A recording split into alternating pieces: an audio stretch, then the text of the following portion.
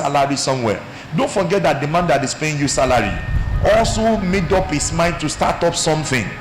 I've often asked people and tell them this: by the time you grow up to be 60, by the time you grow up to be 65, and you grow up to be 70, and you're at your retirement age, what exactly will you leave for your children? What will you tell your children that you have done with life? What is that thing that your children can say they are inheriting?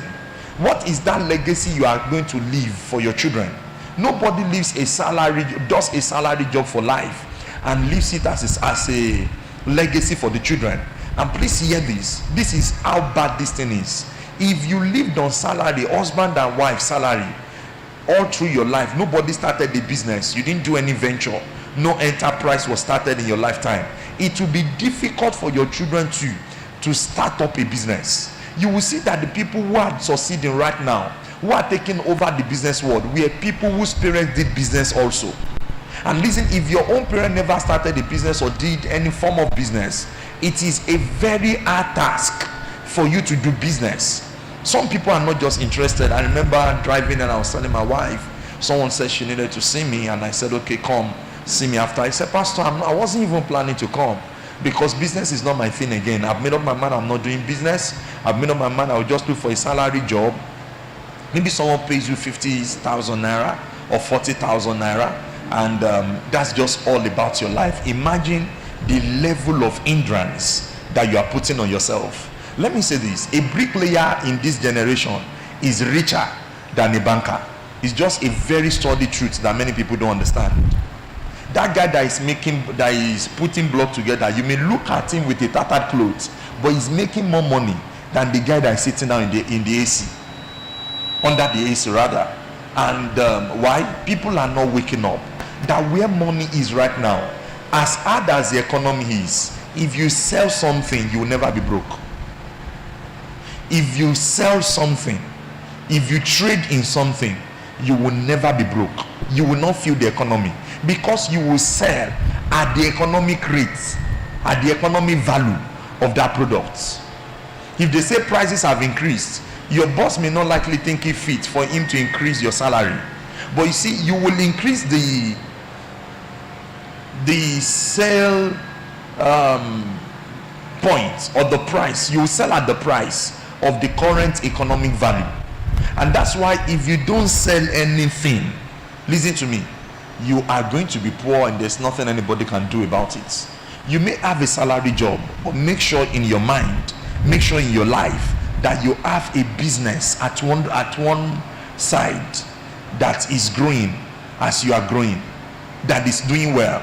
And it may be 2, it may be 3, it may be 4, depending on your intelligence and capacity level. You can do as many business as possible. So I welcome you very specially to this occasion, because we're going to be looking at some of the working things, and by the time we come tomorrow, I'm going to be putting into your hands, having understood the principles I'm teaching you this evening. Because listen, everything I will tell you tomorrow is dependent on how much you understand this evening. If your understanding of what I'm sharing this evening is little or nothing, understand this: there is nothing. You will enjoy tomorrow a lot, you will enjoy what I'm saying, but you will not be able to fit in.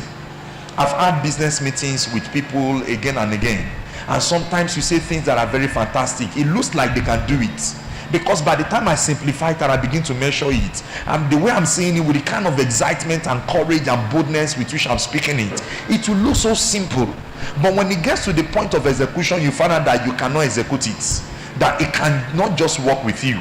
And the reason is this: you don't understand the nitty-gritties of building a business enterprise. Every human being on earth ought to do business. You know why Jesus says, occupy till I come? The word occupy, from the literal English language, it means do business till I come. Do business till I come. So Jesus believes in business. He said 2 times, he said, I must be about my Father's business. So the mindset of Jesus to everything he did was that he was a businessman. Jesus was a businessman. Tell your neighbor, say, do business. Come on, tell another neighbor, say, do business. Okay, so your business or your enterprise will prosper to the level that you love knowledge. If you love knowledge deeply, I tell you this, you can never be poor. If you love knowledge deeply, you can never be poor. In fact, one of the streams where there is a lot of untapped treasure is in the area of knowledge. If you know something other people don't know, most likely if you can tap into the resources of the things you know, you will have what other people don't have. Knowledge is key.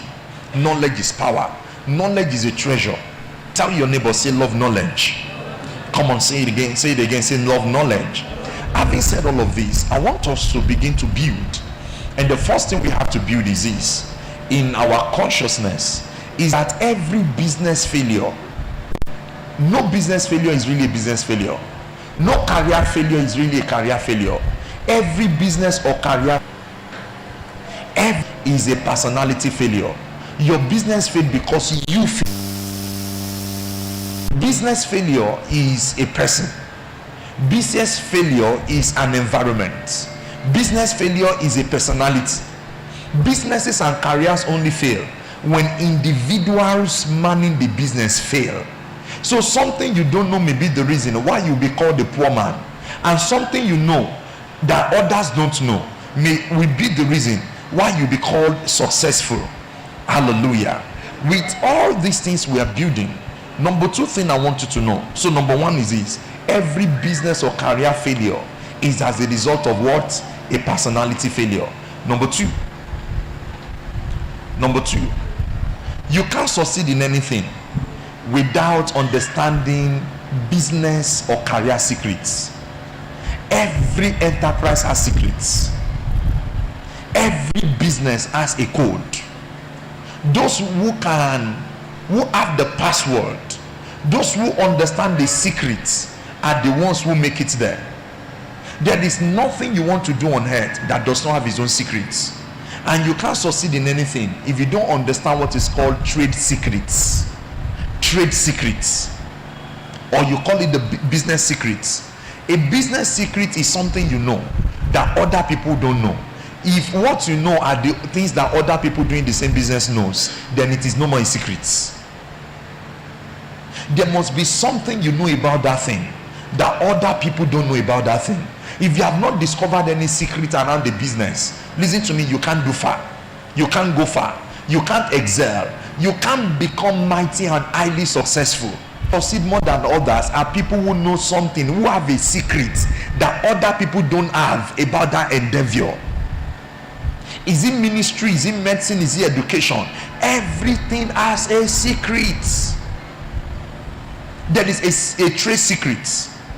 But listen, if you don't have appetite for knowledge, you will not pursue secrets. So in your career path, I hope you have come to understand the career secrets of your career paths. If you don't, you'll be poor. If you don't, you'll be stranded. If you don't, help will not come your way. If you don't, you will not move forward the way you think you should move forward. You need you need business secrets. You need to understand the codes of business. And the thing we are doing today and tomorrow is to give you secret things where money is. And I'm not going to be doing something that is beyond the intelligence level in our nation. Something every human being can lay their hands upon and they can succeed around. Something that is workable, something that is practicable, something you can work out, something that is doable. Hallelujah. All right, so a trade secret or a career secret refers to strategies that will give you the upper hand. Strategies that will give you the upper hand. That is what is called a trade secret or a business secret.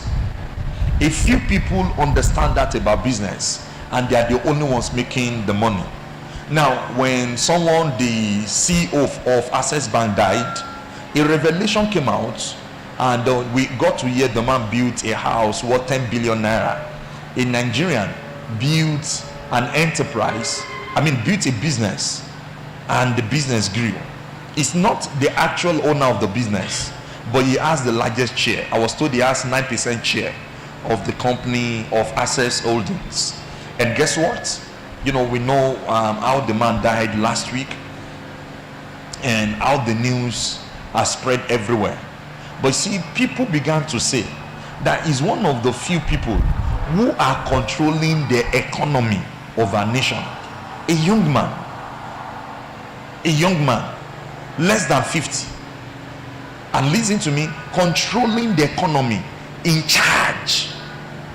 The only secret between him and you is that he knows something that you don't know about the economy of Nigeria, that is better positioned to take advantage of the situation.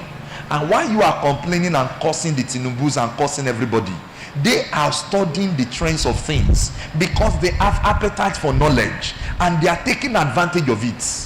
The average person in our generation right now is only cursing and telling people, you don't understand that when things get hard like this, it is an opportunity. It brings its own opportunity to make money at a higher level.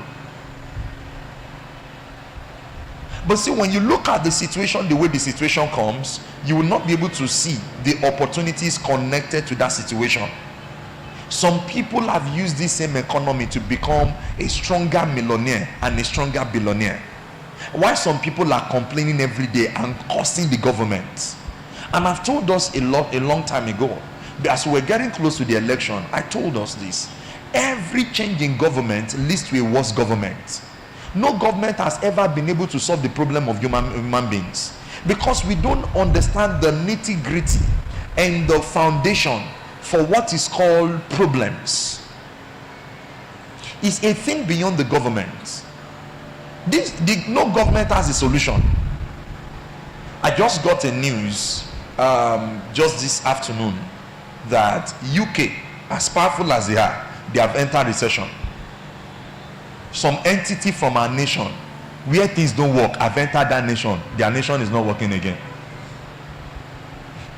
They entered recession today. So tough time has started. This is the beginning of tough time for everybody there. So it is not just a Nigerian thing. We give all of these prophecies at the beginning. Look at what is happening to food right now. Is in few months to come. I was just imagining and looking at it. Do you know that anybody that can buy food stuff and preserve it, in the next 5 months, in the next 6 months from now, there's going to be food scarcity all around? In case you are not aware, prepare for it. In case you think all this news flying around is just play, there is going to be food scarcity, and we're going to be experiencing it for just the not that you can have money and there's no food to buy. You are not aware. So someone looks at that situation and he begins to invest in food, and food stuff, and as a way of preserving it. Do you know how much money you will make? Every time demand rises, price will rise. This information tied for knowledge, or maybe you don't have a business mind, you don't carry a business consciousness, you will not be able to interpret correctly. You will not be looking at, maybe your salary is 70,000 naira. You'll be thinking of what 70,000 naira can do for you now, and the limitation 70,000 naira will have 1,000 naira. So if you are not preparing your mind for it, the times are going to get hard. And that's why we as a church, we are taking this upon ourselves, that let's see how many people we can help. Let's see how many people we can sell this information to. But you know what my people want? Pastor, just give us money. That's what I want. We've done that with a lot of people. We've had meetings like this, and at the end of the day we say, okay, if you have a business idea, and we talk about when they see people with good cars, they go and tender, I've not eaten, I've not done this, I've not done that, and just to get some change, and that's what excites them. And we call some of those people together, and we decided to give money so that they could establish business. In fact, we even told them the kind of business they could do at their level. I remember we gave a woman, I think was it 100,000 or something around that, and we told her the business she could do. She told us she was living somewhere around Monia, and we said, okay, you can do it around Ojo, just start something there, do this and do this. And she said yes. As soon as she collected the money, we didn't see her in church again. She left church for over a month. The next time we see her, we saw her go to the car park again to go and beg for money. When people held her and said, why have you not come to church? What is happening? All the while, she was not picking anybody's call. And when they saw her and grabbed her, what happened? They gave you money. What have you done? She said, she has not bought clothes for years. that when the money came, she had to buy clothes for herself and buy clothes for her children, and she bought what they will eat. That after that the money finished. Now when you look at her and you check into her mentality, she's the reason for the poverty that she's experiencing. And there are many individuals like that again and again everywhere, that they just have a wrong money language, a wrong business sense.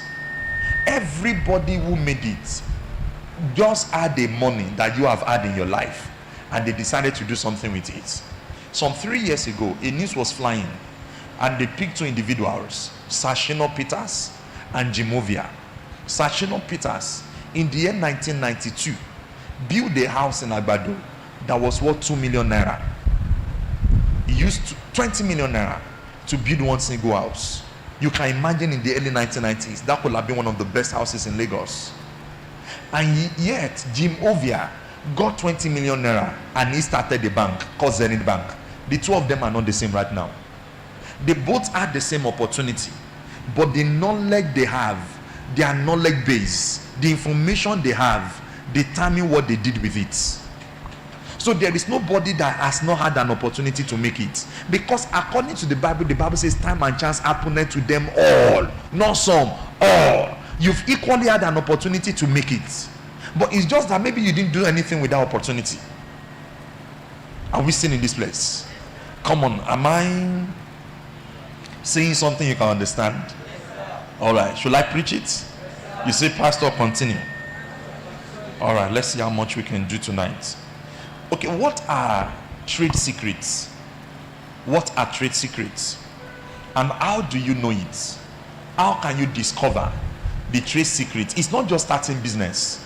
It's not enough to have a business idea. Go for the trade secrets. Go and learn the trade secrets.